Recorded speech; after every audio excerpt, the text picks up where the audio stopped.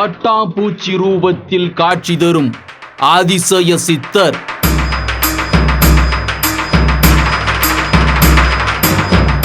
வீடின்றி தவிப்போருக்கு வீடு கட்ட உதவும் ஜீவ சமாதி.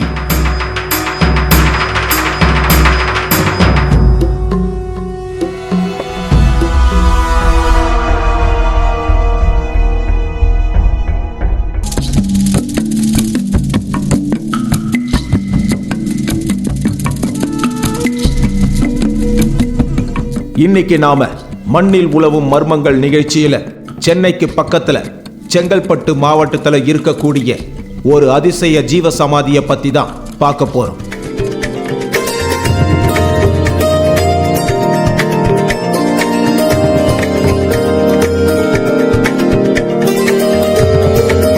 அற்புதங்களை நிகழ்த்தி மக்களை மனம் தளராம வாழ வைப்பதுல நம்ம தமிழகத்தை பொறுத்தவரை ஜீவ சமாதிக்கு முக்கிய பங்குண்டு. ஆலயங்கள்ல போய் தங்களது மனபாரங்களை இறக்கி வச்சு கடவுள் இருக்காரு பாத்துக்குவார்னு நினைக்கிறவங்க எப்படி இருக்காங்களோ அதுக்கு நிகராவே ஜீவ சமாதியே தனக்கு வாழ வழிகாட்ட உதவும் சக்தியா இருக்கும்னு நம்புறவங்க அதிகம். இதனாலதான் உலகத்துல எங்கேயும் இல்லாத அளவுக்கு அதிகமா தமிழகத்து மக்களை கவர்ந்திழுக்கும் காந்த சக்தியா இந்த ஜீவ சமாதி வழிபாடு இருந்துகிட்டு வருது.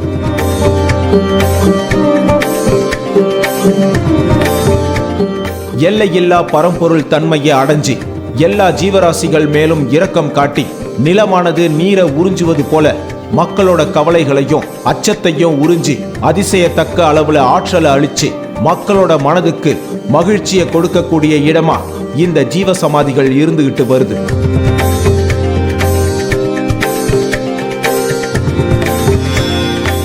சென்னைக்கு பக்கத்திலையும் இது போல ஏதாவது இடம் இருக்காங்கிற தேடுதலை எங்க குழு தீவிரப்படுத்தியது. ஊக்கத்தையும் ஆக்கத்தையும் தரும் ஜீவ சமாதி இந்த பக்கமும் இருக்குங்கிறதுக்கு அடையாளமா எங்களுக்கு அண்மையில தெரிய வந்த அதிசயத்தக்க ஜீவ சமாதி தான் இந்த எல்லப்ப சித்தர்.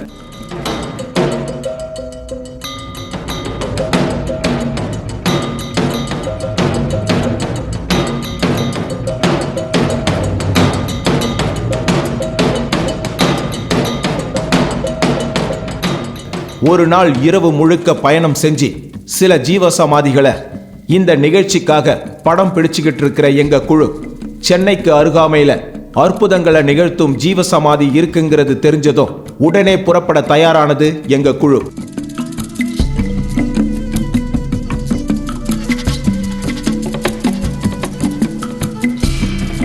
சென்னையிலிருந்து 92 கிலோமீட்டர் தூரம் மேல்மருவத்தூருக்கு பயணிச்சு அங்கிருந்து செங்கல்பட்டு மாவட்டத்துக்கு உட்பட்டு இருக்கிற சித்தாமூர் கிராமத்துக்கு போனோம்.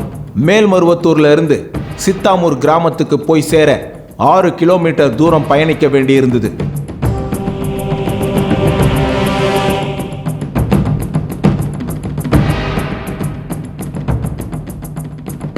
சித்தாமூர் கிராமம் வந்ததும் அங்க இருக்கிறவங்க கிட்ட பெருக்கரணைக்கு எப்படி போகணும்னு விசாரிச்சோம். அங்க இருக்கிறவங்க இங்கிருந்து 4 கிலோமீட்டர் தூரம் போக வேண்டியிருக்கும். போற வழியில 45 அடி உயர முருகன் சிலை தெரியும். அப்பவே நீங்க பெருக்கரணை பக்கத்துல வந்துட்டோங்கிறது புரிஞ்சுக்கலாம்னு சொன்னாங்க.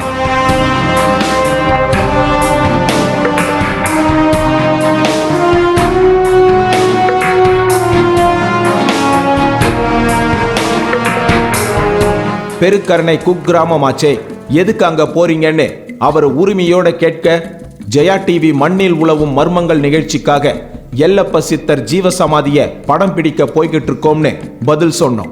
ஓ அப்படியா? 45 அடி உயர நடு பழனி மரகத தண்டாயுதபாணி சிலையிலிருந்து 1/2 கிலோமீட்டர் தூரம் உள்ள காட்டு பகுதியா போக வேண்டி இருக்கும்னு அவர் கூடுதல் விவரத்தை சொல்லவும் நாங்க அங்கிருந்து எங்களோட பயணத்தை தொடர்ந்தோம்.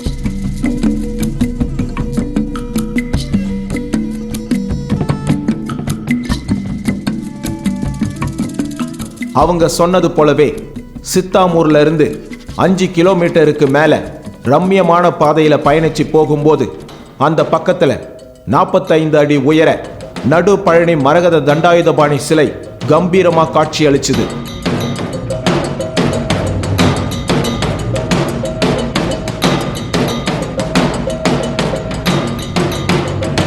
கனகமலை அடிவாரத்தில் நிறுவப்பட்டிருக்கும் நடு பழனி மரகத தண்டாயுதபாணி சிலை இங்க நிறுவப்படுவதற்கு முன்னாடியே எல்லை சித்தர் இந்த மலையில முருக பக்தராய் இருந்து தியானம் செய்வதை வழக்கமா வச்சிருந்ததா நாங்க கேள்விப்பட்டோம்.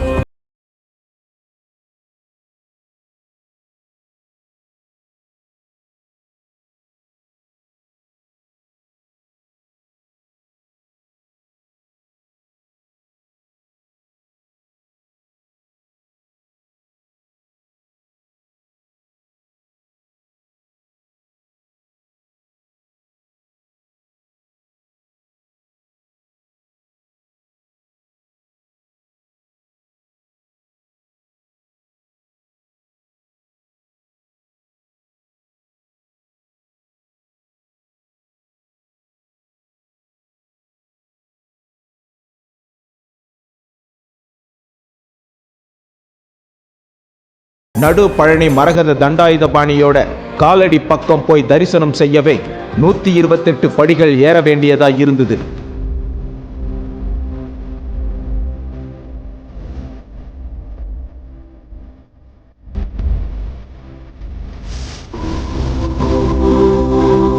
மலேசியா 10 மலை பகுதியில் இருக்கும் முருகப்பெருமான் சிலையை போலவே இந்த மலையில பால தண்டாயுதபாணி மேற்கு பார்த்தபடி கம்பீரமா காட்சி அளிக்கிறது பார்க்கிற எவரையும் ஒரு கணம் நிச்சயம் கவனத்தை திசை திருப்பமா வைக்கும்.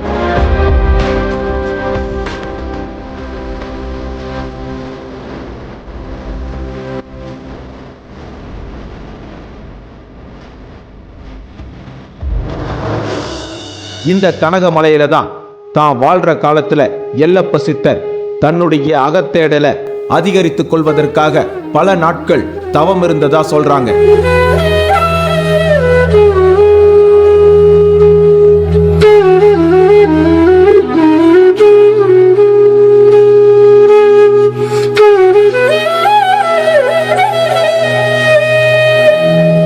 அது மட்டும் இல்ல, இந்த மலையில இருக்கிற மூலிகைகளை பறிச்சு எல்லப்ப சித்தர் பலருக்கு வைத்தியம் பார்த்ததாகவும் கூறப்படுது.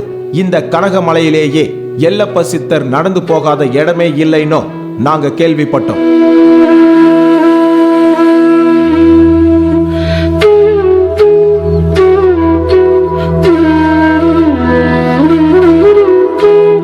இப்படி சத்தமே இல்லாம அந்த பகுதி மக்களுக்கு தொண்டுகளும் செய்து தன்னுடைய அகத்தேடலையும் தீவிரப்படுத்தி வந்த எல்லப்ப சித்தரோட ஜீவசமாதியை பார்க்கறதுக்காக அங்கிருந்து சீக்கிரம் கீழே இறங்க வேண்டியதா இருந்துச்சு. எல்லப்ப சித்தர் சமாதிக்கு போறதுக்காக ஒரு வனப்பகுதி போன்ற சாலையில பயணிக்க நேர்ந்தது.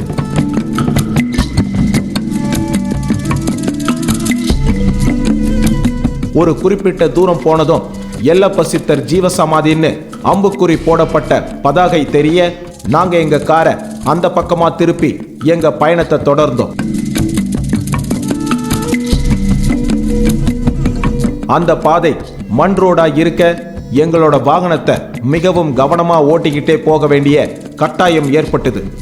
எப்படி பெருங்கரணையில இந்த சிறிய வனப்பகுதியில இருக்கிற ஜீவசமாதிக்கு பக்தர்கள் வராங்கன்னு நாங்க விசாரிச்சப்ப அமாவாசை தினத்துல வந்தா ஆட்டோக்கள் மற்றும் பைக் மூலமா நிறைய பேர் வருவதை நீங்க பார்க்க முடியும். நாங்க ஒரு குறிப்பிட்ட தூரம் போனதும் கூம்பு வடிவ கட்டிடம் இருக்க இதுதான் எல்லப்ப சித்தரோட ஜீவசமாதின்னு தெரிய வந்துச்சு.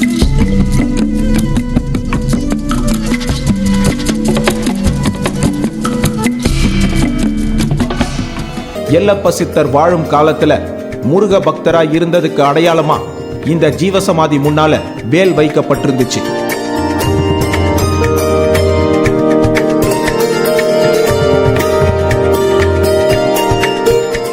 எல்லப்ப சித்தர் ஜீவசமாதிய மண்ணில் உலவும் மர்மங்கள் நிகழ்ச்சிக்காக படம் பிடிக்க வந்திருக்கும் விவரம் அறிஞ்சு அவருடைய மகளான கனகவள்ளி அம்மா அங்க வந்தாங்க.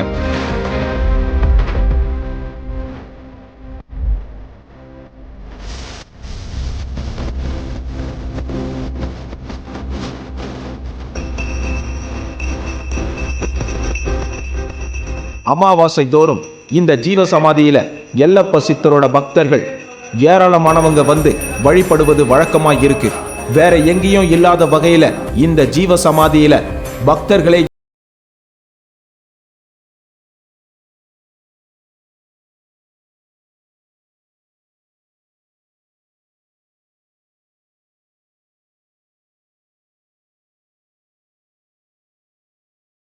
அமாவாசை பௌர்ணமி தினங்கள்ல இந்த எல்லப்ப சித்தர் சமாதி முன்பு கனகவள்ளி அம்மா தமிழ் முறைப்படி பாட்டு பாடி பிரார்த்தனை செய்வதும், அதை தொடர்ந்து கலச தீர்த்தத்தை ஜீவ சமாதி மேல இருக்கிற சிவலிங்கத்து மேல ஊற்றி தீப ஆராதனை செய்து வழிபடுவதும் வழக்கமாய் இருந்துகிட்டு வருது.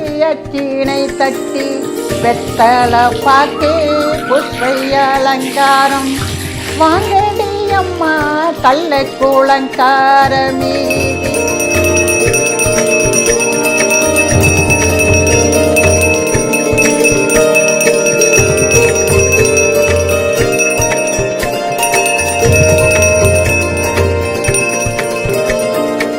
அமாவாசை பௌர்ணமி நாட்கள் வருவதற்கு முன்னாடியே எல்லப்ப சித்தர் தன்னோட மகளோட கனவுல வந்து எதிர்வரும் காலங்கள் எப்படி இருக்குங்கிறத சொல்வதாகவும், அந்த அனுபவத்தை தன்னை வந்து பார்க்க வரும் பக்தர்கள் கிட்ட அந்த அம்மா பகிர்ந்து கொள்வதாகவும் நாங்க கேள்விப்பட்டோம். இந்த எல்லப்ப சித்தரோட ஜீவசமாதியில இன்னொரு அதிசயம் என்னன்னா, புதுசா யாரு வந்தாலும் அவங்கள அன்போட ஆசீர்வதிப்பதற்கு அடையாளமா பட்சி சத்தம் கேட்பதுதான். இந்த அனுபவத்தை படம் பிடிக்க போன எங்க குழு அங்க அதை உணர்ந்தாங்க.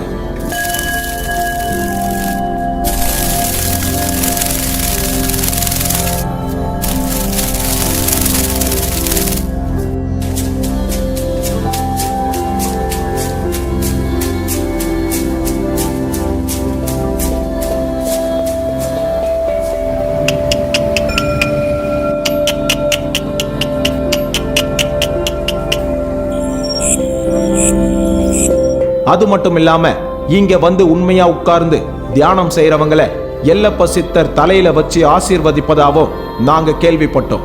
எப்பவும் எல்லப்ப சித்தரோட வாரிசான கனகவள்ளி அம்மா கிட்ட காலில் விழுந்து ஆசீர்வாதம் வாங்குவதன் மூலம் அவரே வந்து தங்களை ஆசீர்வதிச்சதா நினைச்சு அந்த அம்மா காலில் விழுந்து வணங்கி வழிபடுறவங்க ஏராளம்.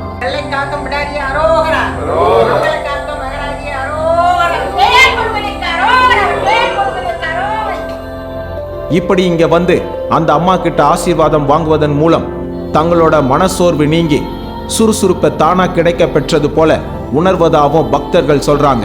கனகவள்ளி அம்மாவும் இந்த ஜீவசமாதி முன்பு அமர்ந்து தனது தந்தையான எல்லப்ப சித்தரை கௌரவித்து பாடுவது ரொம்பவே தத்ரூபமாய் இருந்துச்சு.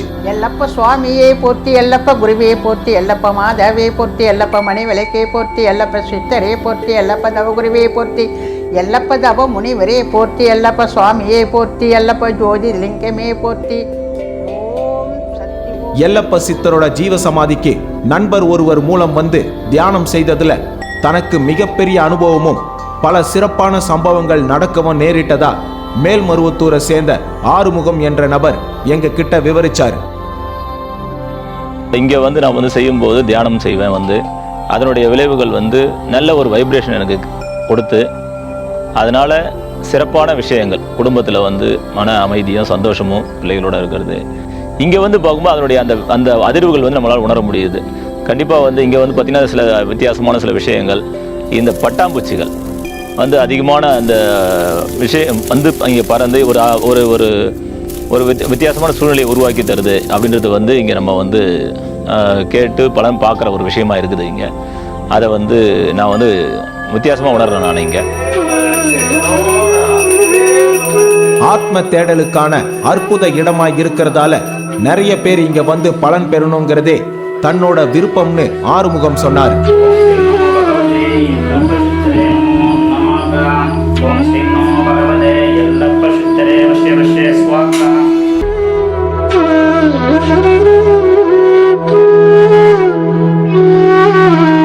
தனக்கு ஒரு முறை கையில் அடிபட்டு அந்த கையை இழந்தது போல இருந்தப்ப எல்லப்ப சித்தர் ஆசீர்வதித்ததால அதிலிருந்து மீண்டு புத்துயிர் பெற்ற விவரத்தை ஜெகநாதன் என்ற பக்தர் எங்க கிட்ட மெய்சிலிர்ப்போட விவரிச்சார்.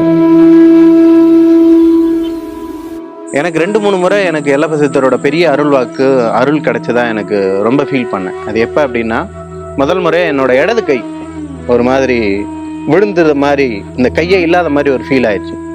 அப்போ என்ன பண்ணேன்னா, எல்லப்ப சித்தரனை வந்துட்டு ஓன்னு அழுதுகிட்டு ஒன்றுமே முடியாமல் அவ்வளோ கஷ்டப்பட்டுக்கிட்டு இருக்கிற போது எல்லப்ப சித்தரனை வந்து நிற்கிற போதே அவங்க அம்மா இருந்தாங்க, எல்லப்ப சித்தரோட பொண்ணு இருந்து இந்த கையை ஃபுல்லாக உருவி விட்டு கொஞ்சம் விபதியெல்லாம் போட்டு விட்டாங்க. அப்பயே எனக்கு இந்த கை பலம் வந்த மாதிரி ஒரு ஃபீல். அப்புறமேட்டு இருக்க இருக்க பார்த்தீங்கன்னா இந்த கை ரொம்ப நல்லா வந்துருச்சு. இன்னைக்கு இந்த கையில் என்ன பலம் இருக்கோ அதே அளவுக்கு இந்த கையில் பலம் வந்துருச்சு.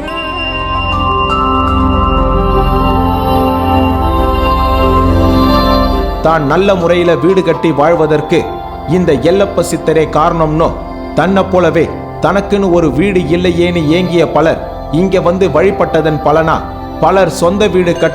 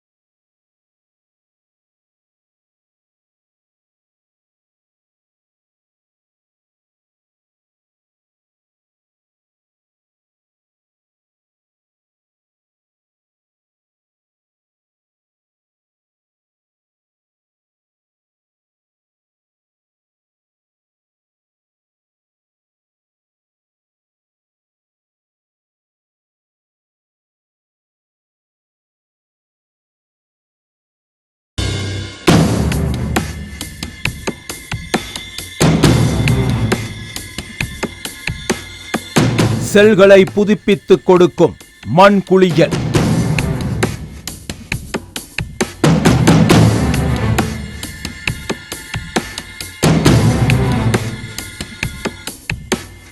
எல்லாருமே இந்த 3 வகை குளியலையும் தாராளமாக பயன்படுத்தலாம்.